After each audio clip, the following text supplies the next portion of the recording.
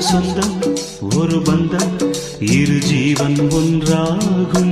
இளங்கண்ணி உன்னை எண்ணி உயிர் காதல் பண்பாடும். மெதுவா மெதுவா ஒரு காதல் பாட்டு மலரும் மலரும் புது தாளம் போட்டு புதுசா புதுசா அதை காதில் கேட்டு புழுவாய் துடித்தாள் இந்த மின்னல் கேற்று.